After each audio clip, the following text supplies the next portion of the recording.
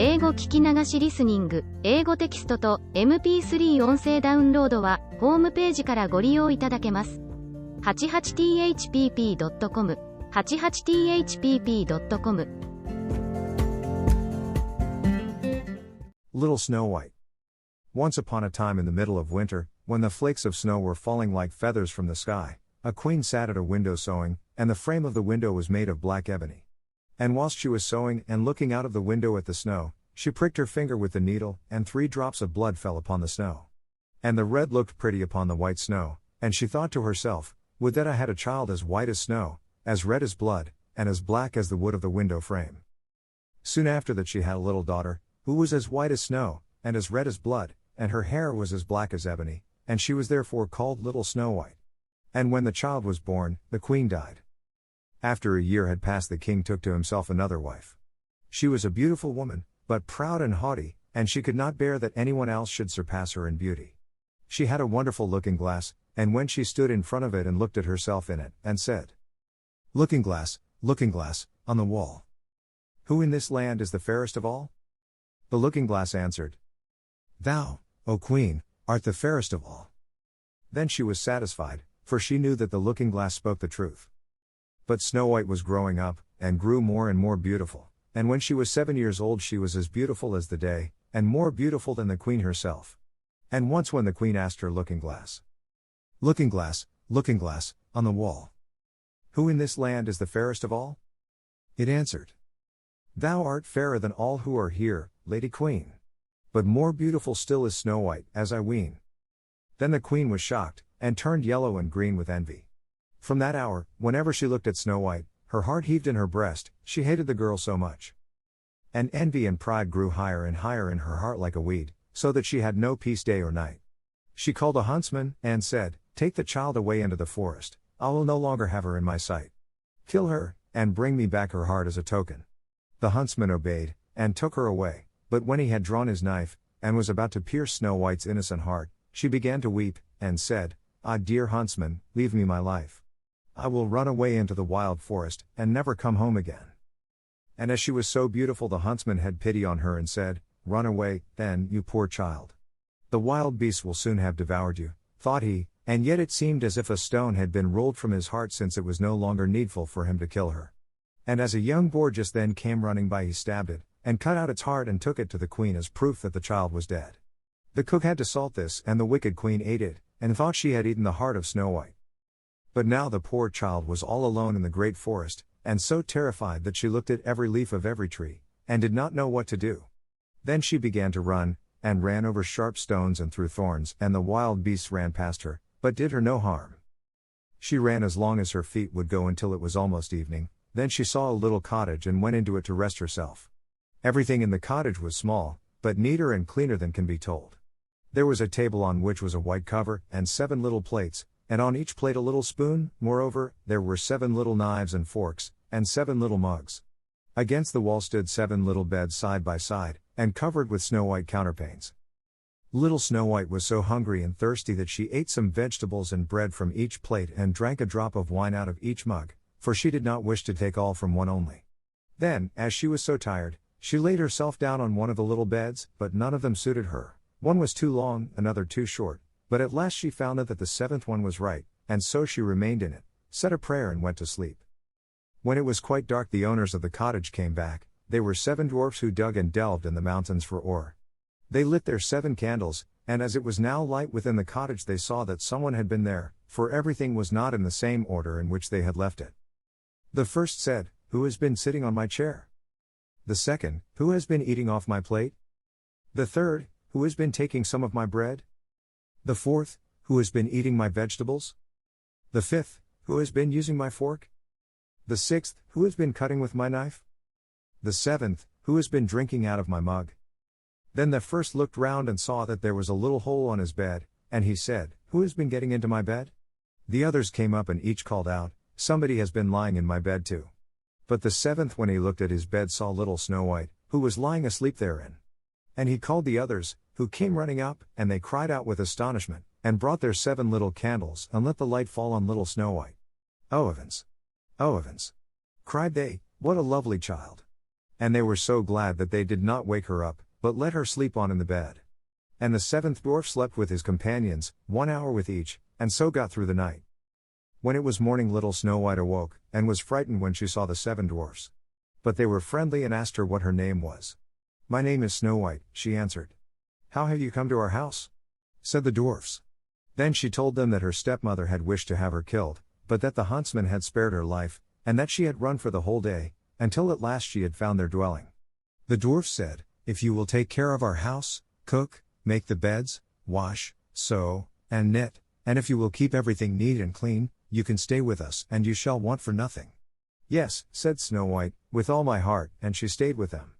She kept the house in order for them. In the mornings they went to the mountains and looked for copper and gold, in the evenings they came back, and then their supper had to be ready. The girl was alone the whole day, so the good dwarfs warned her and said, "Beware of your stepmother, she will soon know that you are here, be sure to let no one come in."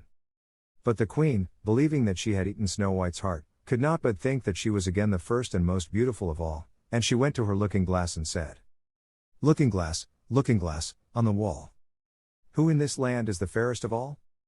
And the glass answered, "O Queen, thou art fairest of all I see. But over the hills, where the 7 dwarfs dwell, Snow White is still alive and well. And none is so fair as she." Then she was astounded, for she knew that the looking glass never spoke falsely, and she knew that the huntsman had betrayed her, and that little Snow White was still alive. And so she thought and thought again how she might kill her, for so long as she was not the fairest in the whole land, envy let her have no rest. And when she had at last thought of something to do, she painted her face, and dressed herself like an old peddler woman, and no one could have known her. In this disguise she went over the 7 mountains to the 7 dwarfs, and knocked at the door and cried, "Pretty things to sell, very cheap, very cheap." Little Snow White looked out of the window and called out, "Good day, my good woman, what have you to sell?" "Good things, pretty things," she answered, "stay laces of all colors," and she pulled out one which was woven of bright-colored silk. "I may let the worthy old woman in," thought Snow White, and she unbolted the door and bought the pretty laces. "Child," said the old woman, "what a fright you look, come, I will lace you properly for once." Snow White had no suspicion, but stood before her, and let herself be laced with the new laces. But the old woman laced so quickly and so tightly that Snow White lost her breath and fell down as if dead. "Now I am the most beautiful," said the queen to herself, and ran away. Not long afterwards, in the evening, the 7 dwarfs came home, but how shocked they were when they saw their dear little Snow White lying on the ground, and that she neither stirred nor moved, and seemed to be dead. They lifted her up, and, as they saw that she was laced too tightly, they cut the laces, then she began to breathe a little, and after a while came to life again.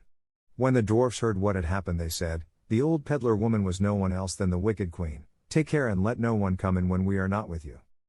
But the wicked woman when she had reached home went in front of the glass and asked, looking glass, on the wall, who in this land is the fairest of all?"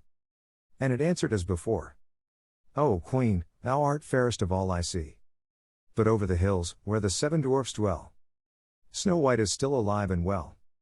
And none is so fair as she." When she heard that, all her blood rushed to her heart with fear, for she saw plainly that little Snow White was again alive. "But now," she said, "I will think of something that shall put an end to you," and by the help of witchcraft, which she understood, she made a poisonous comb. Then she disguised herself and took the shape of another old woman. So she went over the 7 mountains to the 7 dwarfs, knocked at the door, and cried, "Good things to sell, cheap, cheap." Little Snow White looked out and said, "Go away, I cannot let anyone come in." "I suppose you can look," said the old woman, and pulled the poisonous comb out and held it up. It pleased the girl so well that she let herself be beguiled, and opened the door. When they had made a bargain the old woman said, "Now I will comb you properly for once." Poor little Snow White had no suspicion, and let the old woman do as she pleased, but hardly had she put the comb in her hair than the poison in it took effect, and the girl fell down senseless. "You paragon of beauty," said the wicked woman, "you are done for now," and she went away. But fortunately it was almost evening, when the 7 dwarfs came home. When they saw Snow White lying as if dead upon the ground they at once suspected the stepmother, and they looked and found the poison comb. Scarcely had they taken it out when Snow White came to herself, and told them what had happened. Then they warned her once more to be upon her guard and to open the door to no one. The queen, at home, went in front of the glass and said, looking glass, on the wall, who in this land is the fairest of all?" Then it answered as before, O Queen, thou art fairest of all I see.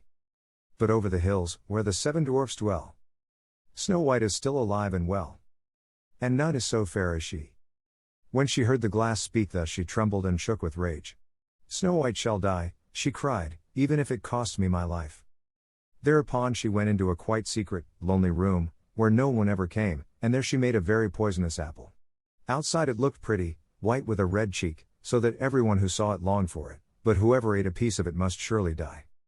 When the apple was ready, she painted her face, and dressed herself up as a countrywoman, and so she went over the 7 mountains to the 7 dwarfs. She knocked at the door. Snow White put her head out of the window and said, I cannot let anyone in, the 7 dwarfs have forbidden me. It is all the same to me, answered the woman, I shall soon get rid of my apples. There, I will give you one. No, said Snow White, I dare not take anything. Are you afraid of poison? Said the old woman, look, I will cut the apple in 2 pieces, you eat the red cheek, and I will eat the white. The apple was so cunningly made that only the red cheek was poison. Snow White longed for the fine apple, and when she saw that the woman ate part of it, she could resist no longer, and stretched out her hand and took the poisonous half. But hardly had she a bit of it in her mouth than she fell down dead. Then the queen looked at her with a dreadful look, and laughed aloud and said, White as snow, red as blood, black as ebony wood. This time the dwarfs cannot wake you up again.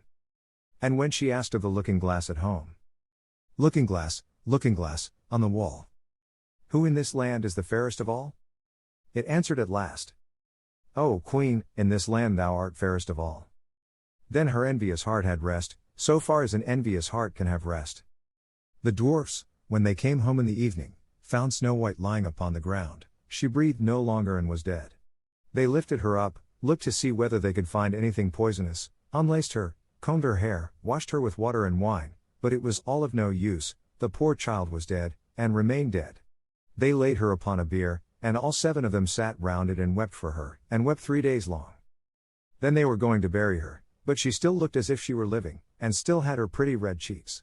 They said, we could not bury her in the dark ground, and they had a transparent coffin of glass made, so that she could be seen from all sides, and they laid her in it, and wrote her name upon it in golden letters, and that she was a king's daughter. Then they put the coffin out upon the mountain, and one of them always stayed by it and watched it. And birds came too, and wept for Snow White, first an owl, then a raven, and last a dove. And now Snow White lay a long, long time in the coffin, and she did not change, but looked as if she were asleep, for she was as white as snow, as red as blood, and her hair was as black as ebony. It happened, however, that a king's son came into the forest, and went to the dwarf's house to spend the night. He saw the coffin on the mountain, and the beautiful Snow White within it, and read what was written upon it in golden letters. Then he said to the dwarfs, Let me have the coffin, I will give you whatever you want for it. But the dwarfs answered, We will not part with it for all the gold in the world. Then he said, Let me have it as a gift, for I cannot live without seeing Snow White. I will honor and prize her as my dearest possession. As he spoke in this way, the good dwarfs took pity upon him, and gave him the coffin. And now the king's son had it carried away by his servants on their shoulders. And it happened that they stumbled over a tree stump, and with a shock the poisonous piece of apple which Snow White had bitten off came out of her throat. And before long she opened her eyes, lifted up the lid of the coffin, sat up, and was once more alive. Oh heavens, where am I? She cried. The king's son, full of joy, said, You are with me, and told her what had happened, and said, I love you more than everything in the world, come with me to my father's palace, you shall be my wife. And Snow White was willing, and went with him, and their wedding was held with great show and splendor. But Snow White's wicked stepmother was also bidden to the feast.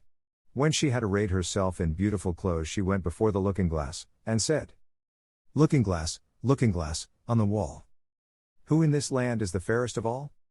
The glass answered, O Queen, of all here the fairest art thou. But the young queen is fairer by far, as I trow. Then the wicked woman uttered a curse, and was so wretched, so utterly wretched, that she knew not what to do.